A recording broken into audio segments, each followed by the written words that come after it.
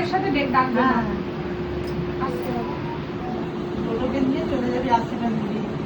দেখ তো হাইট ঠিক আছে কিনা, জাস্ট একটা ছবি তুলে দে।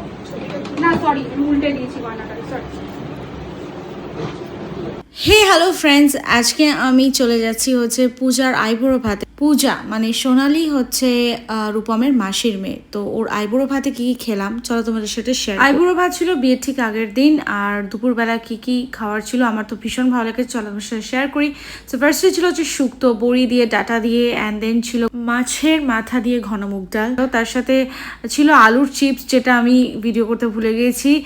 তারপরে ছিল হচ্ছে এঁচোড় চিংড়ি, এটা এত ভালো ছিল যে আমি দুবার নিয়েছি।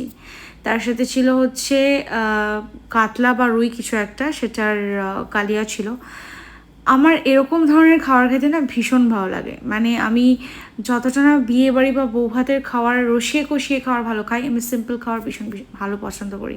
আর তারপরে ছিল চাটনি, তার সাথে ছিল পাঁপড়।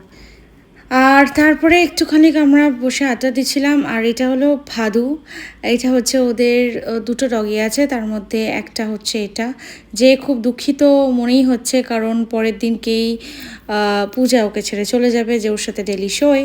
আজকাল মানুষরা ডিট্যাচমেন্ট সেন্স করতে পারুক না পারুক, প্রাণীরা অবশ্যই পারে। এভাবেই আইবুড়ো ভাতের দিনটা কাটলেও তোমাদের সাথে কিছু ছবি আমি শেয়ার করে দিচ্ছি সেদিনকের কিছু মোমেন্টস। আর তারপরে এই দিনকেই আমরা সন্ধেবেলা ওর শাখা পলা পড়ানোর জন্যে সবাই গিয়েছিলাম, আর সেটার ভিডিও আমি অলরেডি দিয়েছি।